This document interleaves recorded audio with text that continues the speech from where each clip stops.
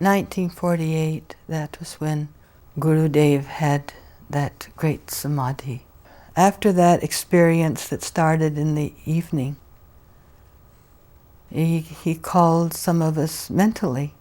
I was in the office at the time, and suddenly I had the feeling I had to go to Master's room. I just stopped what I was doing and went up to Guruji's room.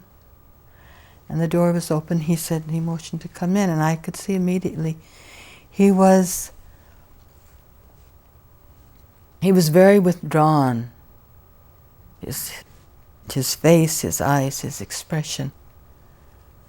We had seen that on occasion when he would go into samadhi. And one by one, different of the disciples were called, mentally almost. I think most of us were. Dayamata was certainly there, Anandama. The Lewises were there. And he went into his room on the chair that is there in his sitting room now, that was in his bedroom at the time, and he called us all in there. We sat on the floor. And that, he said to us, I don't know what is happening to me. Divine Mother is calling me within. I don't know if she's going to take me from this body. And so he sat on his chair, and then he went deep into this state of samadhi, and that lasted all night. He talked to Divine Mother, just an unending flow of conversation all night long.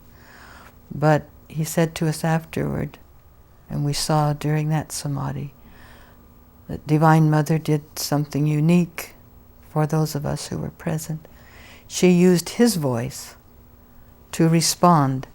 So we were hearing the two-way conversation. When Master would speak, it was his voice. When Divine Mother spoke, it was a different tone of voice. So this went on all night until about 9, 10 o'clock the next morning. And he began to come out of that state. I remember thinking, I think perhaps I was feeling what Arjuna felt after the vision of visions and seeing the tremendous God, the infinite that had expressed in and through that form. And as Arjuna said, he threw himself at Krishna's feet and said, forgive me that I ever thought of you as comrade or friend. And then Krishna reassured him, showed him that personality, that beloved, approachable divine form. And so that is how I was feeling. Is my Guru always now going to be in this state? I would be in awe to ever approach him in the same way. And as if in reading the thoughts of probably many of us, those of us who were there, he looked around at each of us and he said, I will always be in this state now, but no one will know. In other words, he pulled that mantle again around that infinite consciousness. And he became again our beloved Guru, our divine father, mother, friend.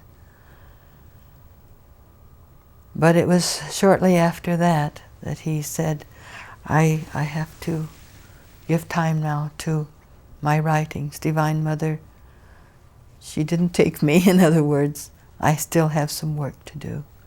He knew that God was calling him to greater seclusion. So in his little desert retreat, when he could tear himself away from Encinitas, Mount Washington activities, after 48 he didn't speak regularly as he had always done, alternating between San Diego and Hollywood temples, one Sunday, one next Sunday in the other temple. He spoke only a few times and more sporadically. And he began to spend then more time at the desert. He used to say, because people continued to write, missing seeing him, but he would say, I can do much more now to reach others with my pen. He didn't have the time anymore to just give one-on-one interviews. So his whole consciousness became absorbed in that, finishing what he felt Divine Mother wanted him to finish in the way of his writings. He went over the lessons. He went over many of the previously published articles and items. He worked with Tara Maino on the Whispers, and he dictated to all of us. We all took a turn typing, and he would dictate on his manuscripts. And he would be totally lost, totally absorbed. Hours would go by. And we would have to remind him, Master, you have been sitting so many hours. Shouldn't you take some food? Shouldn't you take a break? And usually he would say, no, my consciousness is in it. I have to finish, I have to finish.